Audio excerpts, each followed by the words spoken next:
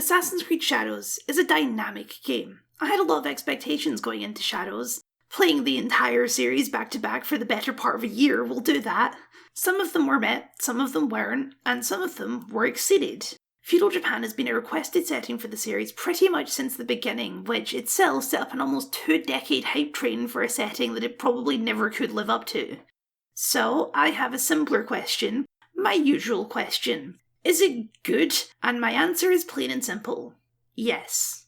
Assassin's Creed Shadows faced a lot of challenges before it even entered production. Some of those challenges Ubisoft clearly predicted and tried to tackle, and some of those challenges it couldn't have predicted because we live in interesting times. But let's stick to the predictable challenges first. Feudal Japan, unlike almost every other setting the franchise has done, is very well-trodden ground in mainstream media and in games in particular. That is, after all, why everyone wanted the franchise to go there. It's a very popular setting. Even within the very specific genre of open-world action-adventure games, we had Rise of the Ronin last year and Ghost of Yotai later this year. How is Assassin's Creed supposed to stand out in this very saturated market? That's challenge 1. Challenge 2 is that a lot of people are very weird about Japan, particularly people that aren't actually from Japan. Because Japanese media is so prominent, there is a lot of people who get very particular and very obsessive about portrayals of Japan and it all being as perfect as possible. Historical accuracy, as I've previously discussed, has never been a main focus of the franchise, but that would have to change for AC Shadows. Otherwise, a lot of people online were going to spend a whole lot of time picking out every single individual flaw with the game. I mean, they did that anyway, but we'll get to that. Challenge 3, and I'll admit to some personal bias on this one, is that Assassin's Creed Valhalla was shite, and general consensus is that the franchise has been on decline for the last few years. Mirage was good, but it didn't really cause a big spark and reignite the franchise in any meaningful way. Shadows is intended to be the beginning of Period 3 for the Assassin's Creed franchise. A fresh start for a fresh beginning. It would have to make a splash. So the game had to stand out from all of the other games that explore feudal Japan and all of the previous Assassin's Creed games, while also being as accurate and respectful to Japanese culture and history as it's physically possible to be. No pressure, right? Assassin's Creed Shadows is not the best game in the series to date, but you know what? It's pretty damn good, specifically because of the way it approaches these challenges in creatively interesting and inspired ways. There's an excited spark behind Shadows that I haven't felt from the series for years. And I'm excited to tell you about it, which is nice. So, kuro sezoni, let's talk about Assassin's Creed Shadows. Years ago, my journey started at sea, as it must for all who journey to these lands.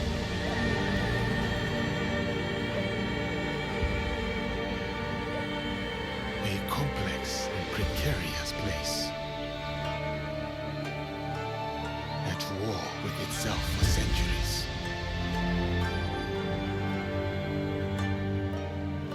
From that chaos and bloodshed, my opportunity surfaced. In the form of the most powerful warlord their history had known. Oda Nobunaga. A lord who took an interest in me. An outsider among outsiders. Assassin's Creed Shadows is the story of two intertwined warriors. Yasuke, a samurai from faraway lands, and Fujibayashi Naoe, a shinobi of Iga. Obviously, a whole lot of digital ink has been spilled about Yasuke, and we'll get to that, but in the beginning the game sticks with Naoe for a good long while. The entire first act of the game outside of a brief prologue with Yasuke. There is method behind this madness, even if it does create a weird imbalance at the beginning between the two protagonists, and it's the way that the game directly ties into the history of the setting. Naoe's story begins in 1581 with Oda Nobunaga's invasion and slaughter of the Iga province ninja clan, an invasion in which Yasuke was a participant. Naoe is the fictional daughter of real-life ninja Fujibayashi Nagato, one of the leaders of the Iga clan. During the invasion, he assigns her a special task, to recover a box hidden in a crypt nearby. He also gives her a special wrist-mounted blade to act as a key. The game opens with a lot of events that won't be fully explained until much later in the game, but what's more important is the cinematic quality that these opening hours have. It's not just the cinematic aspect ratio, there's a deliberate artistic framing to the shot composition, the music, and the way that the camera lingers on facial expressions. A lot of Shadow's cutscenes are self-indulgently long, way longer than the previous generation of games would allow for. Long enough that you actually have to flick the thumbstick so the screen doesn't go dark from inactivity. I'm not saying that's a problem, far from it. It's a creative choice that puts cinematic storytelling back as a priority, which it hasn't been for the last several games. Shadows doesn't maintain the cinematic quality the entire time, but it's there for the key moments. A lot of these scenes pull from classic Western movies, which themselves pulled a lot from old samurai movies, so it all comes full circle. Naoi is injured while trying to retrieve the box and is rescued by her dad, who takes her to a family friend, Tomiko. While Nagato is recovering from his own injuries, Naoi sets out to get the box back, killing the guy who scarred her face and almost getting away, but then she's shot in the gut by two strangers. Once again, her dad comes to the rescue and, well, there's only so much I can tell you about the cinematic quality of the game. Sometimes it's better to just let the game speak for itself. The box is not for you. That is correct. It is for me.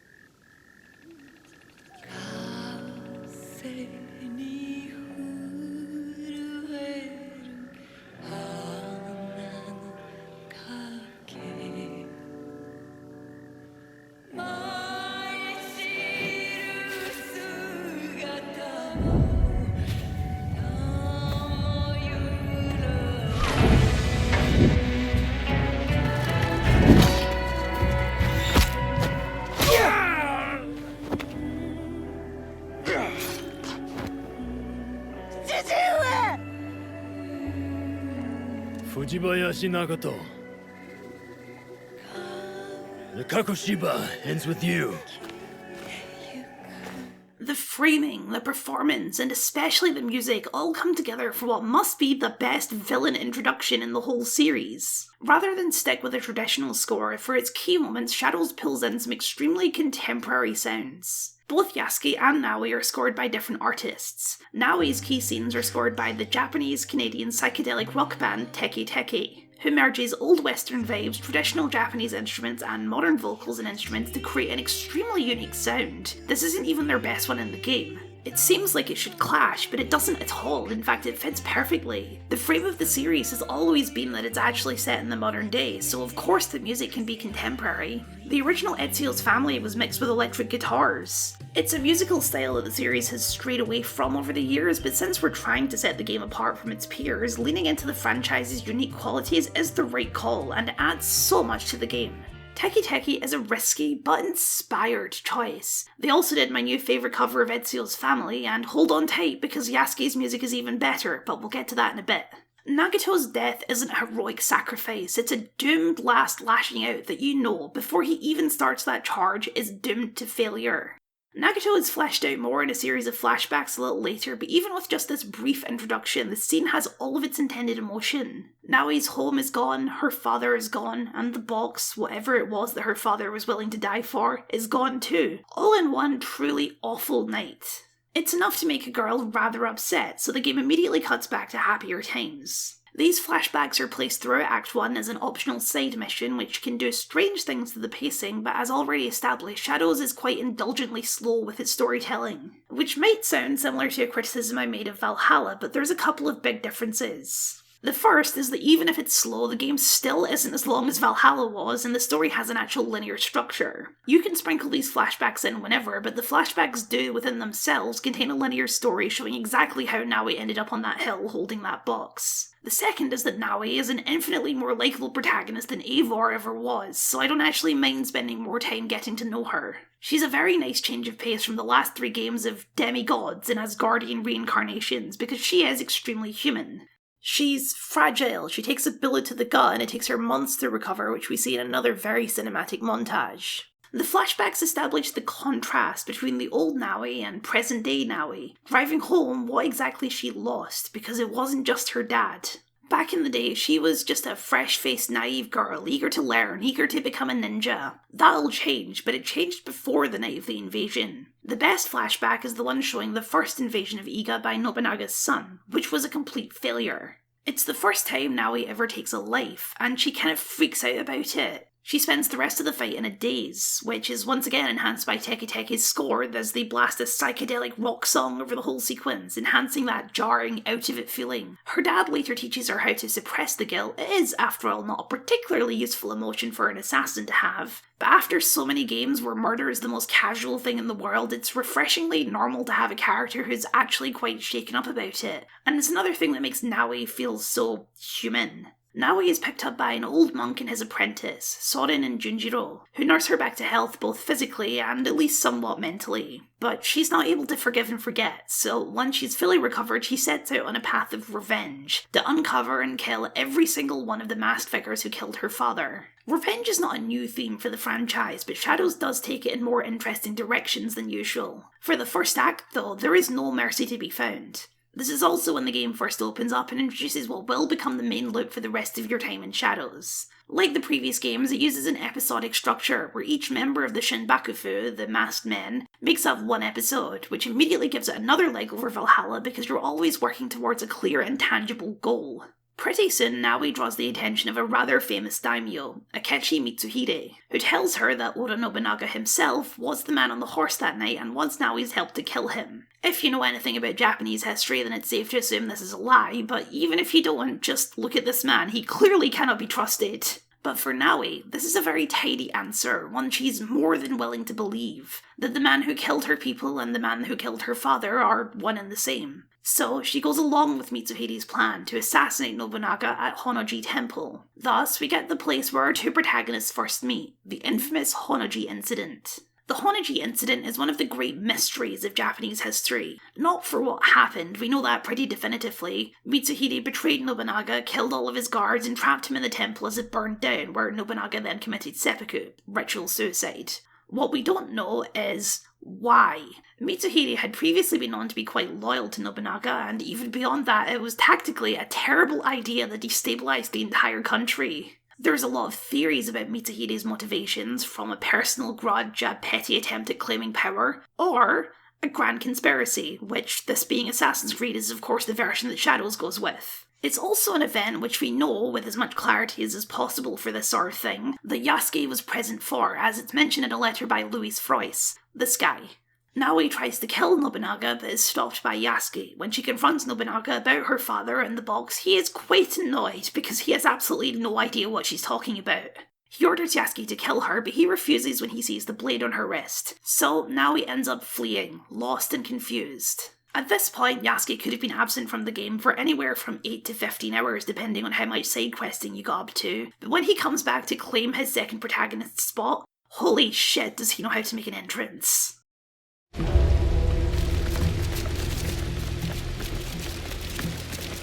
Surround the castle! No one escapes!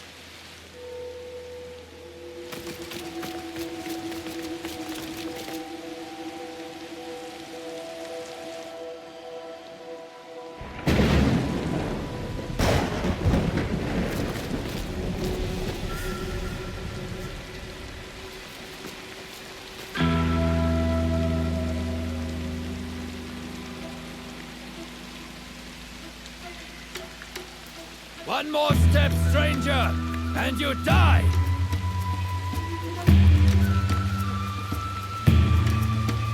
I offer you the same choice.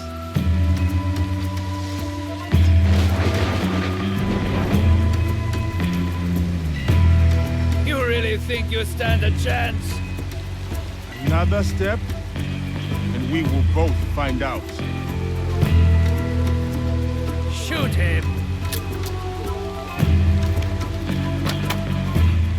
They won't work!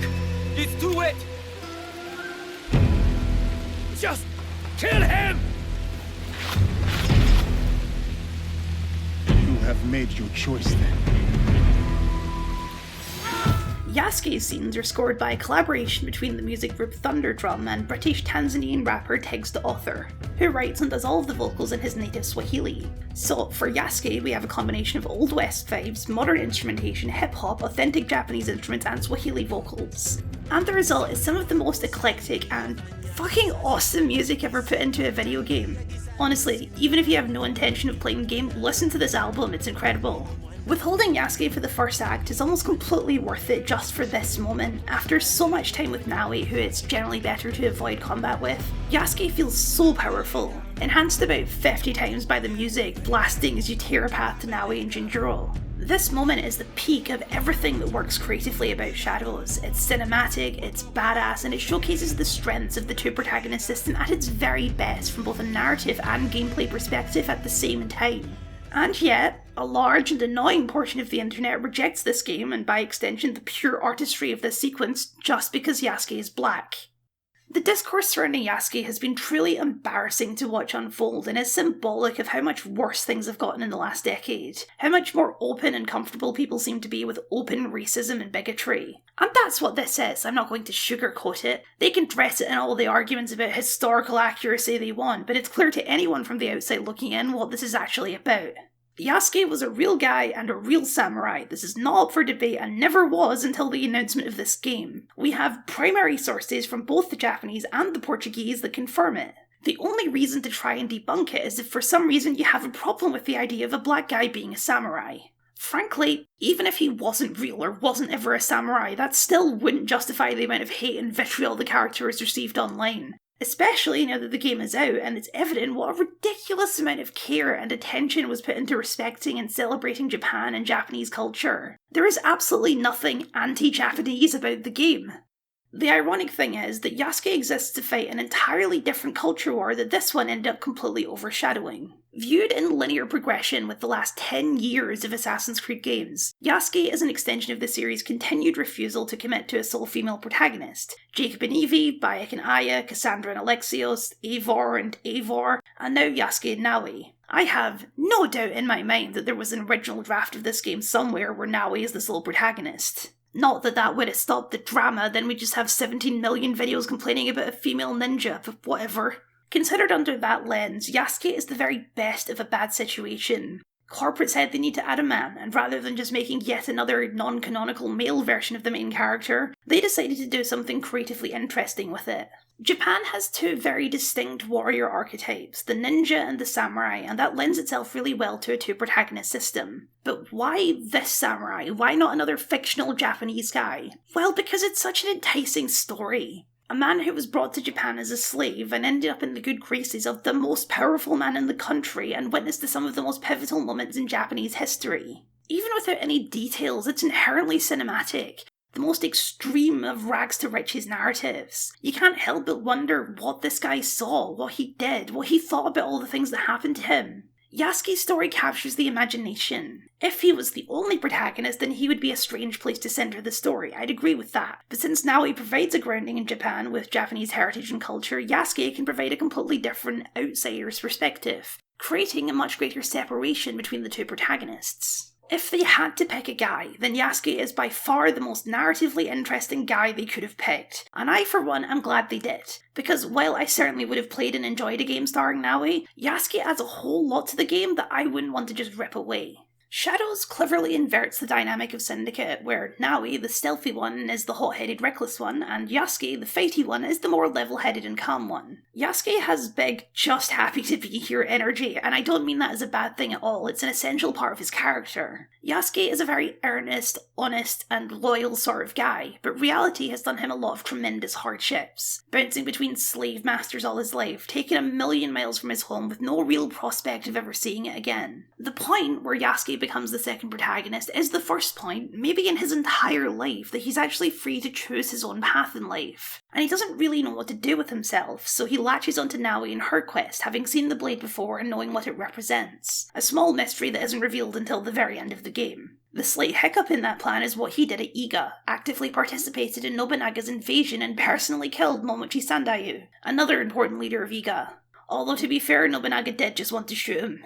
The game's portrayal of Nobunaga is excellent, and his relationship with Yasuke, as shown when Yasuke gets his own series of flashbacks, is so compelling. How do you get a fundamentally good person like Yasuke to participate in an act of obviously brutal and evil imperialism? Well, with genuine kindness and respect. Oda Nobunaga is a fascinating historical figure because he contains these contradictions. He was, without a doubt, a brutal warlord who slaughtered thousands in his quest to unite Japan. He also shunned a lot of Japanese tradition in favour of pragmatism. One of the reasons his conquests were so successful is because he readily adopted firearms, which the Portuguese had brought to Japan, and incorporated them into his army. He cared less about noble families and heritage than he did about merit. Toyotomi Hideyoshi, one of Nobunaga's top generals and eventual successor, was the son of farmers. And so it goes too for Yasuke. Nobunaga doesn't care about his history as a slave or his place as a foreigner. He cares about skill and he cares about loyalty. He's also exceptionally charming and charismatic. You understand instantly how he commanded so much respect.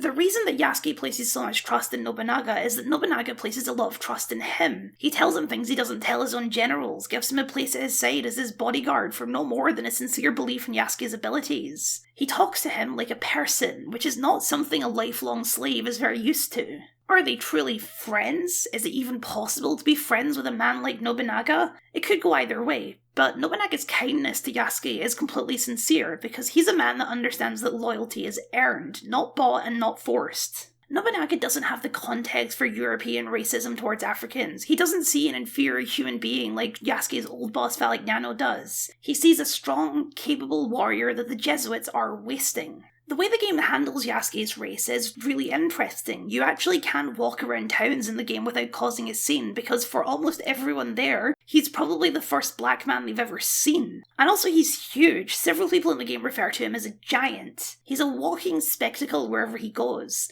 But they're not racist towards him. Some people distrust him because he's a foreigner, but the only people who are actually racist towards him are the Europeans, like his original boss, Alessandro Valeriano. People who bring with them that cultural baggage of black racism. And no, not all the white people are evil. Luis Frois is a sweetheart. Probably more so than he was in real life, although in his letter about the Honoji incident he did say that he was thankful that Yasuke wasn't killed, which this game expands into a genuine friendship between the two. Yasuke's flashbacks are all based around his time at Azuchi Castle, Nobunaga's fortress, and how it is he went from a Jesuit bodyguard to a samurai, spending all of his time there learning the customs and learning how to fight in the samurai style. He also brushes up with a bunch of extremely important figures in Japan, like his sensei, Kamizumi Nobutsuna, founder of the Shinkage Ryo School of Combat, or Lady Nene, soon to become the most powerful woman in Japan, and of course Akechi Mitsuhide, the very normal and not evil at all looking man. It's another thing that creates a contrast between the two characters. Naui is Japanese, but she's a peasant girl from a rural village, which actually puts her at a lower standing than Yasuke. He is a foreigner, but he has friends at the very top of Japanese nobility. He's actually more welcome in the company of daimyo than Naui is by virtue of his connection to Nobunaga.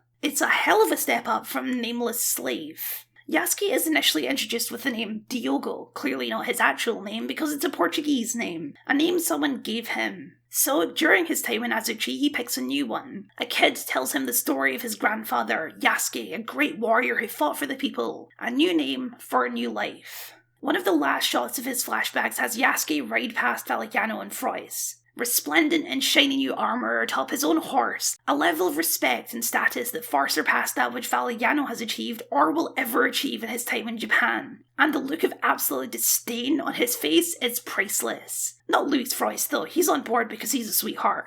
When offered such tremendous kindness, a life that none of his fellow countrymen could even dream of, it's no question at all why Yasuke was so loyal to Nobunaga, even if he had his own doubts about the morality of the invasion. And now that Nobunaga is dead, he has to atone for that loyalty. He fights his way to Naui and tells her the whole truth, exactly what he did and why. She's ready to kill him, just like every other monster and warlord, but she's stopped by Junjiro. You can tell what sort of tone Shadows is going for because unlike Origins and Odyssey, the child does not die and is in fact the glue that holds the two main characters together. He's a good kid, an artist, a little too chatty for his own good, and the entire time since he helped rescue Naoi at that temple, he's been holding on to a secret. The first target Naoi killed, the man who gave her the scar on her face, was Junjiro's father, and he's known about it the entire time.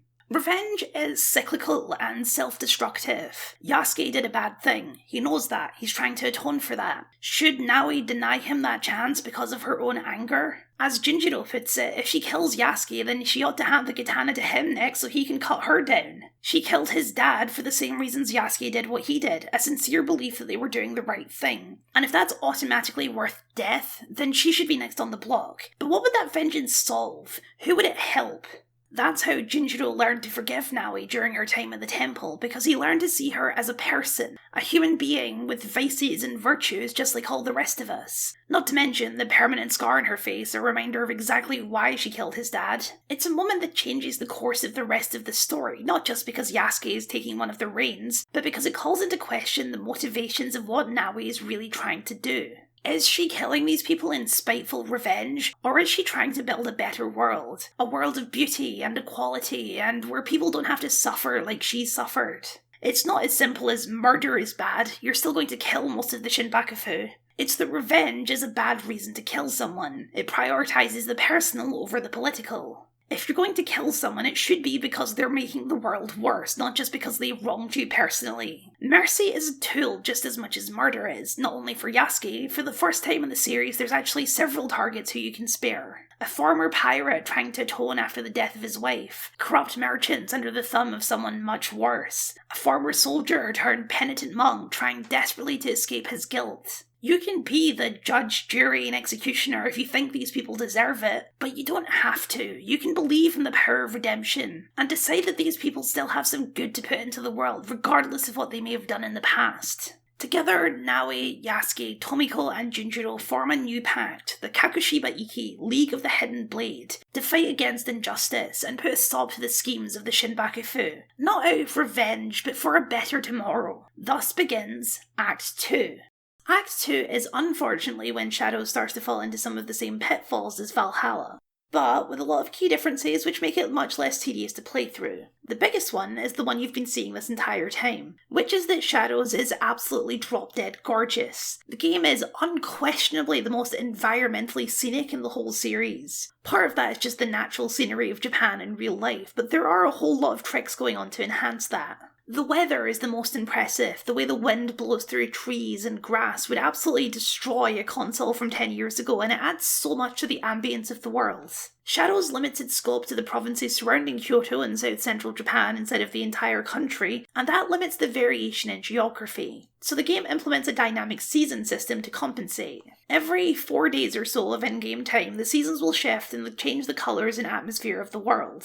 When I first heard about this feature, I thought it sounded a little gimmicky, but actually seeing it in practice, it adds so much to the atmosphere of the world, as well as giving a low-key but omnipresent reminder of the passage of time. Each season is uniquely scenic in its own way, from the lush greens of summer to the orange and red of autumn to the stark white of winter to the bright colours of spring. Each season actually has 2 phases, so you get early autumn where there's a mix of red and green leaves as they start to turn, and then late autumn where all of the trees are red and the leaves are starting to fall and blow in the wind. The whole game world changes to match these seasons. It's more than just a filter. You can see crops growing and people working the land in summer and then out harvesting the crops in autumn and then nothing but snow in winter. Also in winter, snow is less present around the coastline and shores of lakes because of the effect big bodies of water have on precipitation. But head up into the hills and you'll see the snow get thicker and thicker. There's more dynamic weather in the game than I think I've ever seen in another game before. Rainfall that ranges from a light drizzle to a full-on thunderstorm. Same for snow, morning mist in the spring, muggy wetness in autumn. Dynamic is a bit of a game design buzzword. They say it all the time in interviews for the game, but I'm giving it to them. It is a dynamic game. They are that.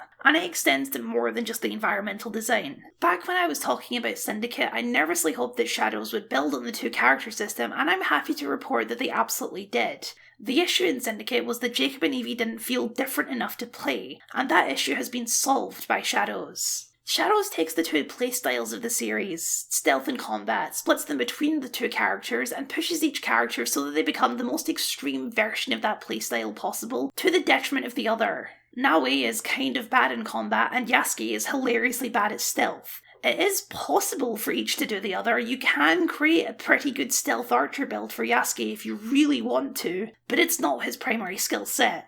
This is reflected in their designs. Naoi is by far the smallest protagonist in the series so far, discounting that time you play Ezio as a newborn baby, and Yasuke is by far the biggest. This size difference means that the digital cameraman has to get pretty creative to keep finding ways to get both of them into a shot at once. Naoi feels most similar to the balance struck in Mirage, where she can capably handle a few guys in a fight, but against a big group or any of the tougher enemies you're just being an idiot for staying to fight them. You're better to run away and find a bush to hide in. However, she is extremely good in stealth, with more options than previous games like the ability to go prone and hide under the decks of buildings or in tall grass, or at night time in the darkness to simply be concealed by the shadows themselves. Yasuke, on the other hand, is much less nimble than Naoi, can't climb as well as her, and certainly can't hide in the tall grass like she can, but he doesn't really need to. He's strong enough to charge through the gates and take on every single guard at once. An enemy that takes Naoi 8 hits to kill, Yasuke doesn't too. He's a monster in combat, which feels extremely smooth in comparison to the last few games. The stamina meter has been thankfully removed to focus on more relentless aggression. Each character has some special abilities they can learn, but rather than being magic, they operate by samurai movie editing logic, where the screen will go all crazy and something cool will happen. The leveling system is a little complicated at first, but it seems to be based on the idea that knowledge and wisdom are separate things. You have a big skill tree of abilities for various aspects of each character, but each tier of abilities is locked behind knowledge gates. So you acquire skill points from leveling up, completing quests, and taking out targets, and you acquire knowledge from various other activities in the open world, like praying at shrines, meditating, and running climbing trails as Naoi, or learning new kata and horse archery skills as Yasuke. It's complicated at first, but once you get into the rhythm of it, it does feel quite natural and encourages you to engage with all of the game's various activities. The game also brings back the gear system of Odyssey, albeit with slightly less gear to find, where it's about churning through many items and upgrading the ones you like rather than the strange permanent unlock system of Valhalla. It's been commented on in many reviews that Naoi is still generally better to play, and while I don't completely agree because I think the Yasuke style is a lot of fun, the big issue is that there are things in the open world that only Naoi can do. Any of the viewpoints that are at the top of one of those big tiered shrines are impossible to reach without Naoi's grappling hook, which would be acceptable if character swapping was instantaneous like it was in Syndicate, but now there's an annoying load screen whenever you swap characters, and to be honest I don't actually know why, because there are moments in cutscenes where you get to swap characters without a load screen. It may be because switching characters is one of those things that can trigger a season change, but regardless it is quite annoying. Especially because other than the shrines and temples, the game is usually good at making sure both Yasuke and Naoi have a potential route to get somewhere. Yasuke can access 80% of the viewpoints in the map, and frankly it's worth doing some of them with Yasuke just to see his leap of faith animation. Any landing you can walk away from is good enough. Shadow's open world is designed in a slightly more linear way than usual because of the natural barriers that Japan's hills and dense forests create. It's not really possible to beeline straight to an objective most of the time, so sticking along the roads is the only viable path. This doesn't bother me too much because since everything is along the roads anyway, you're not going to miss anything, and it gives the level designers the best chance to make the scenery as pretty as possible. Since at least Origins, the series has implemented a very clever photo mod. It's become standard now in all of Ubisoft's games. While scrolling the map, you can see your friends' photos and the photos of strangers and send them a like for the especially good or clever ones. It's a low-key social element, but it's something I've really come to appreciate about the modern games. Seeing what other people find artistic or creative, seeing how they dress up their character. If the games are about exploration, then surely an essential part of exploration is taking pictures of the things you find. From a gameplay perspective, this is all fine and dandy. Where the game starts to drag is the plot of Act 2, which is by far the longest act of the game. Act 2 consists of 7 episodes for 7 different members of the Shinbakufu. The problem with episodic storytelling is that it only stays compelling as long as all of the individual episodes are interesting, and unfortunately a lot of the middle episodes of Shadows just start to blur together. It falls into the same trap as Valhalla, where several of the episodes end up being about samurai politics, which in fairness I still find more interesting than Viking politics, but it speaks to an annoying lack of variation in the ways that you're rooting out and taking down each member of the Shinbakufu. It makes sense from a narrative perspective, since these are all powerful people out to increase their own influence. It's just that power is always political power in a very traditional way. Shadows also severely suffers from the same Attack of the Clones problem as Valhalla, where so many of the important characters across the main plot share the same 6 or so face models between them, which starts to get grating really fast, and frankly is a problem I can't believe we're still having in 2025. This felt dated when The Witcher 3 did it 10 years ago. When you've made a game as dynamically, environmentally gorgeous as this, I think you owe it to your environmental artists not to fill their incredible world using the copy-paste button. At the very least up it to 20 heads and not 6. It's especially noticeable because otherwise the character models and facial animations are a big step up from the last few games. Naui and Yasuke feel much more expressive than Eivor or even Cassandra did, but they're always being more expressive to a bunch of copy-paste NPCs in similar situations. I am told I have a memorable face. So am I. That's not to say it's all bad. Shadows never reaches the valleys of boredom that Valhalla did, because every episode is still contributing to the larger narrative of taking down the Shinbakufu. And more importantly, Naui and Yasuke are much more likeable and dynamic characters who can carry you through a boring setup.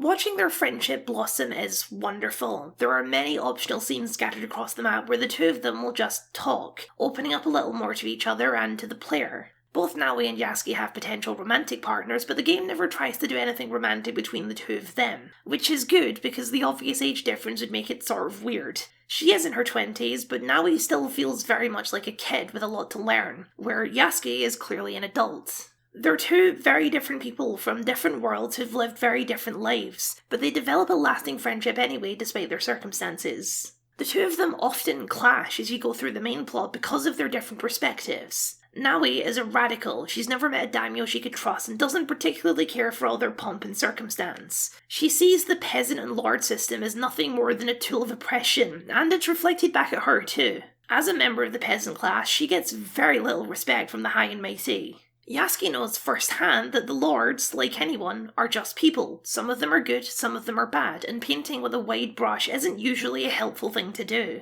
The game cleverly flips back and forth between episodes which one of them is most correct in a given situation, because just as Naui tends to be too harsh, just as often Yasuke isn't being harsh enough. Shadows is also a better RPG than Valhalla was, although not that some people would know that because the game gives you the option of a canon mode right at the beginning that makes all of the narrative choices for you. An inclusion which I logically understand, since people have been complaining about the RPG mechanics since they were introduced. But emotionally, I cannot think of a more poisonous idea for an RPG than a canon mode. The game is very clearly designed as an RPG, that's why it creates this ideological difference between Naui and Yasuke. Very often the dialogue choice given to you is who you want to respond as, which I think is an excellent idea. It leaves the characters with their cemented beliefs while still giving the player the option of expressing their own opinions on the situation. The game is also good at crafting interesting roleplay situations, not necessarily because of branching choices and decisions, but keeping what could otherwise be boring, lengthy dialogue scenes intellectually engaging. For example, in Act 1, when Naui is still in it for herself, to find one of her targets, she manages to arrange a tea ceremony with a local wealthy merchant by posing as a fresh-faced merchant herself. It's quite an elaborate process. She needs to find something proper to wear, and she needs to be taught proper tea ceremony etiquette, but when you get there, it is an excellent setup for an RPG encounter. There are 3 other guests at the ceremony, and one of them is the woman who shot Naui at the beginning. You need to figure out who it is, while also remembering your cover identity, not getting caught out in any obvious lies, and remembering the intricate rules of formality within the tea ceremony itself. It's an excellent RPG moment that keeps you thinking and actively engaged in the story while also secretly teaching you about an important part of Japanese culture. And you can take all of that interesting design out of this sequence by just hitting the do it for me button, and turning the entire sequence into a gigantic boring cutscene. Dialogue choices are for more than just branching narratives. They give you control over the flow of conversations and a sense of narrative control. Even if there's options you would never take personally, the choice itself is what makes these exchanges more impactful. And since the game is designed to be an RPG first and foremost, the only thing that a canon mode really does is nullify that entire aspect of the experience. Canon mode also cuts out all of the romantic subplots, which in practice means cutting out some of the most delicate character work for both Yasuke and Naoi. How else would you know that Naoi has a truly terrible taste in men? Canon mode even cuts out some of the companion characters entirely, a choice that boggles my mind. A big deal was made in the marketing that you can play through 90% of the missions in the game as either Naoi or Yasuke, and contrary to my feelings on the RPG story mechanics, this is an element where I often wish I had less control. The story feels more balanced when you're switching between the characters regularly. Each episode has an investigation phase and then a big finale mission that involves both characters, and it feels most right if you have each character handle one part of the investigation. The missions involving both of them are what I wish the game had committed to even harder, where Naoi has to sneak in and do a thing while Yasuke has to participate in a big duel against a formidable foe. The thing that makes this awkward is that sometimes when you pick one of them you don't get to see what the other person did, you just meet up later and they tell you what they did. It's a situation where I would prefer not to have a choice, so I can see what both characters are up to and get a fuller picture of the mission. Something you notice as you get further into the game is that Yasuke and Naoi are almost never present within the game world together. When you pick one, the other ceases to exist, which can be kind of immersion shattering. It's especially noticeable in the final fight against Mitsuhide, where instead of both of them fighting together, they sort of tag in and out so that only one of them is actually fighting him at a time. I imagine this is either a game balance issue or a coding issue, that the player characters are too complicated to integrate as a friendly NPC. But even for scenes that are just walking and talking, the second player character is always mysteriously absent. This is the one point where Syndicate is actually the winner with its two-character system, because Syndicate has many moments where the twins interact via gameplay as well as in cutscenes. The highlights of the story are always the more personal moments, both for Yasuke and Naoi and their personal storylines, and for the various strays and outcasts you pick up and recruit into the League.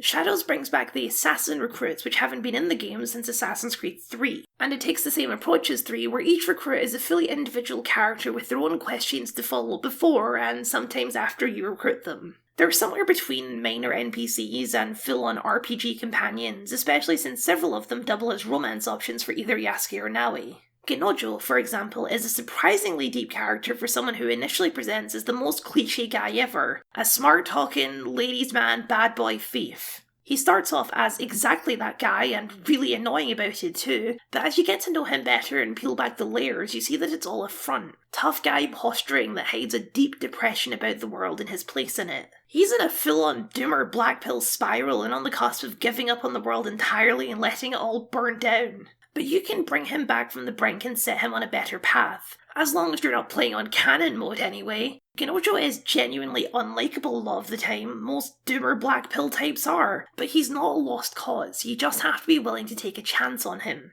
It's a similar story for Oniyuri, a young girl you meet who's being accused of poisoning a group of men, which she absolutely did do. Again, she initially presents as this sort of annoying, oh I'm so innocent, teehee, cliché character. But there is depth to Oniyuri. She's a pathological liar and a bit of a sadist, but she's doing all of this in rage, because those men murdered her father who was himself a very dangerous pirate. You can choose to condemn her for the lying and the poisoning, that's Yasuke's impulse, or, as Naoi, you can recognise something in this younger girl, this same kind of red mist that fell over Naoi in the first act of the game. And like Ginojo, you can give her a better avenue for that rage, channel that potential into something better. Other recruits are slightly less complicated, like Yaya, the wrestling monk, or Ibuki, the travelling ronin with a love of poetry and flower arrangements. Ibuki is especially interesting because they're this game's non-binary inclusion. Not that the game ever makes that obvious, it's inclusion in that way where you have to be actively looking for it and paying attention to the pronouns to actually notice. Ibuki is also a romance for Yasuke. Obviously ultimate woke shit, but also a reference to a real thing in Japanese history, wakashu, sometimes called Japan's third gender. Considering Japan's current policies on LGBT issues, it might be surprising to hear that they were not always so restrictive about these things. In fact, feudal Japan in the days this game is set had a much more open idea of sex and gender than they do today, which the Jesuit missionaries found extremely puzzling and distressing. Wakashu was considered to be an important phase of a man's life, where between the ages of 12 and 25 they would be encouraged to dress more femininely and, yes, have sex with both men and women. Ibuki and their romance with Yasuke seems to be a reference to this concept, although aged up a bit to make it a little less, weird. For Naoi and Yasuke's own personal storylines, the game does something clever by tying those personal arcs back into the wider story of the franchise at large. Naoi begins a quest to uncover the secrets of her parents and discovers that they were both assassins, some of the first assassins in Japan. But that first group was wiped out by the Shinbakufu when she was just a girl, and so her new league has more heritage and symbolism than she initially realised, which she begins to incorporate back into her league, particularly through another one of the recruits, the wannabe assassin Yaguro. Yasuke's story is better. Around 2/3 of the way into the game, one of the targets mentions a name that sends Yasuke into an emotional spiral unlike anything else in the game so far has. Duarte de Melo, a Portuguese slaver and a Templar, one of Yasuke's previous masters. While the Assassins as an organisation are pretty much absent from the game besides the new brotherhood you spend the game building up, the Templars loom in the shadows in a way that's honestly more compelling than the Templars have been in quite some time, because contrary to what you may expect, the Shinbakufu are not the Templars. Once Mitsuhide is dead, the very last member arranges a meeting with you. He actually revealed himself much earlier in the game. It's Ashikaga Yoshiaki, the former shogun of Japan who was removed from power by Oda Nobunaga. He graciously admits defeat and offers to trade information for his life. To Naoi, he offers the box stolen at the very beginning, which it turns out contains one of the 3 imperial regalia of Japan. Ancient artifacts owned by the imperial family said to be gifts from the gods themselves. He also offers a lead that Naoi has been trying to find, the whereabouts of her mother, since her mother's death was never confirmed. To Yasuke, he offers the bigger threat. The Shinbakufu were a threat, but they were ultimately a Japanese threat through and through. They sought to increase their own power through manipulation of the existing power structures. But the truth is, they were pawns in a much wider game, something that Yoshiaki only realised far too late. All of their schemes were deliberately pushed and manipulated by the Templars, working to destabilise Japan so that eventually they could come in and take power for themselves. You only meet 2 of them in the whole game, but they are perfectly detestable. Duarte de Melo and his boss, the true man in the shadows, Nuno Caro. In contrast to everyone else in the game, they are intensely racist towards Yasuke, refusing to acknowledge his basic humanity even as he kicks the shit out of them. And it's not just Yasuke, they view all of Japan as nothing more than a resource to be used and exploited. In this way, the Templars, like they did all the way back in Assassin's Creed 3, serve as a stand-in for the European colonialist attitude as a whole, like they always should have done. Japan is pretty unique for being one of the only countries in the world to avoid colonization by the Europeans, with the Japanese powers realising pretty quickly what an existential threat the Portuguese and the spread of Christianity was for Japan, subsequently kicking all of them out and isolating the country from the rest of the world for the next 2 centuries. The Templar plot highlights exactly why such drastic action was taken, because the colonialist mindset does not value culture, heritage, or people. It only values resources. Physical resources like the silver they've been strip mining for, or living resources like Yasuke himself. The game ends with an epilogue chapter for each character, and in counterbalance to the beginning, Yasuke's is much longer. Naoi's is a series of long cutscenes filling in the rest of the backstory about the Imperial Regalia and an optional boss fight against Hattori Hanzo, the last surviving member of the original Japanese assassins, that mostly exist to set up future DLC plotlines for Shadows. Yasuke's epilogue serves as the true end of the base game, taking you to an entire new region to hunt down Ninokaru and the threat that he poses. Throughout the game, Yasuke is very cagey about sharing his backstory, and tends to avoid the question when it's brought up. He rarely talks about his homeland, and certainly never talks about his time as a slave. Here, at the very end of the game, we get to learn why. Once upon a time, he and his elderly mother were slaves aboard Karo's ship. A gust of wind knocked some letters onto the ground, and his mother tried to clean them back up. But the men assumed she was a spy, and so executed her right there on the deck for no more than just to make an example. They would have done the same to Yasuke if it weren't for the timely arrival of an assassin who sacrificed himself so that Yasuke could escape. Hence why Yasuke decided he could trust Naoi despite initially meeting on opposite sides.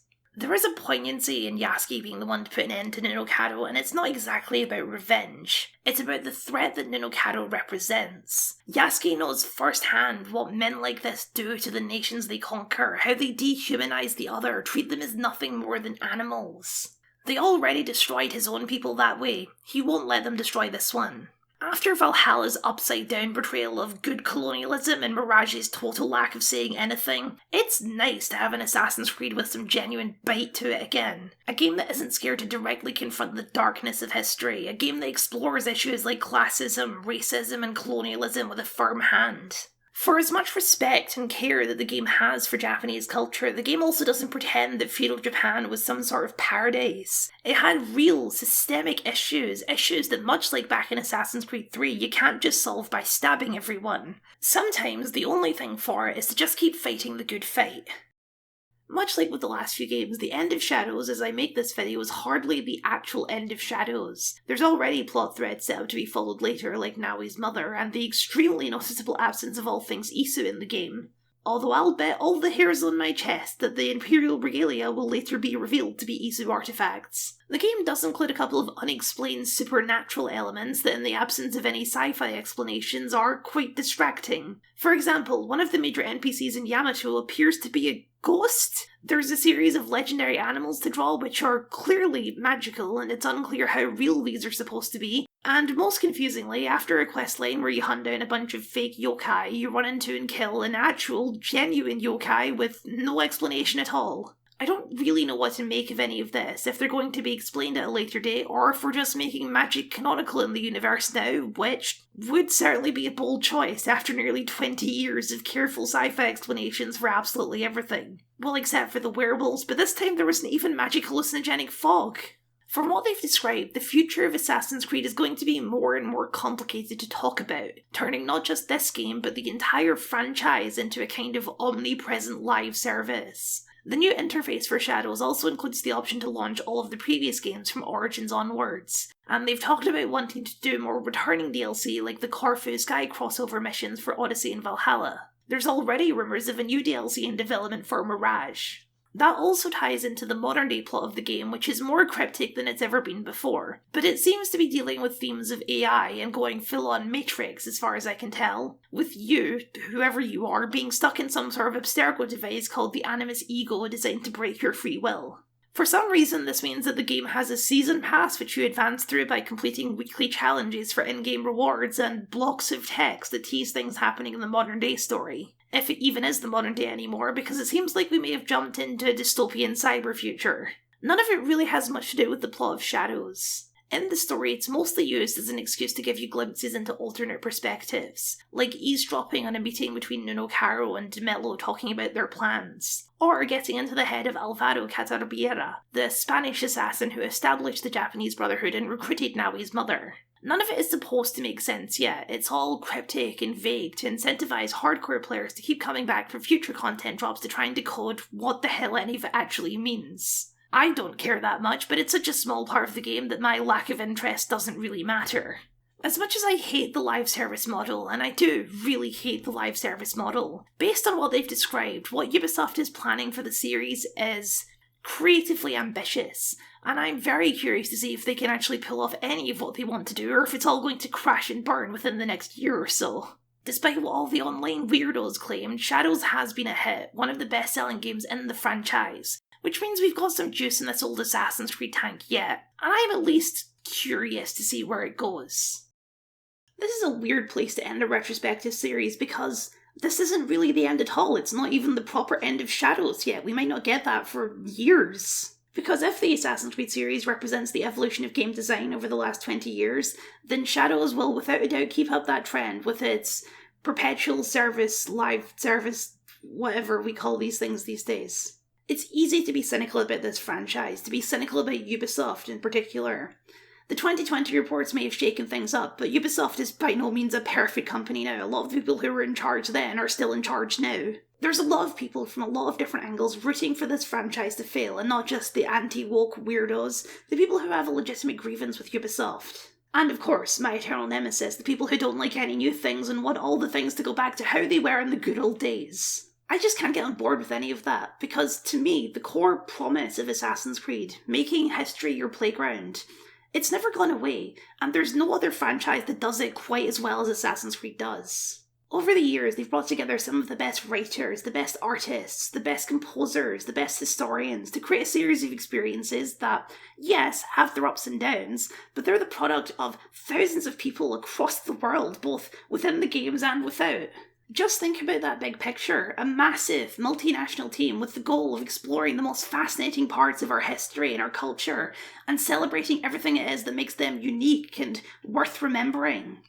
What a marvellous thing to exist. Regardless of how corporate and cynical things surrounding the games may get, what a symbol of unity. You'll have to excuse me for getting a little bit sappy. This is my 16th video on the series. I think I've earned it. As for Shadows, I'm personally glad it's not over yet. I'm ready to spend more time with Yasuke and Naoi to see where their story takes them next. Potentially back further if they really do start adding new stuff to the older games. I agree with the idea that things should end. I do. But I don't think Assassin's Creed needs to end yet. There's still so much history left to explore and discover, and I, for one, am still eager to learn. Found you! You finally took off my new hood, I see. Auntie Tomiko made me.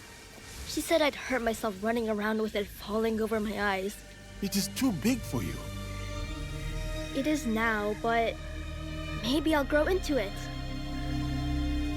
Are you sure you want to? It's a big job. I can do it. Anything is possible.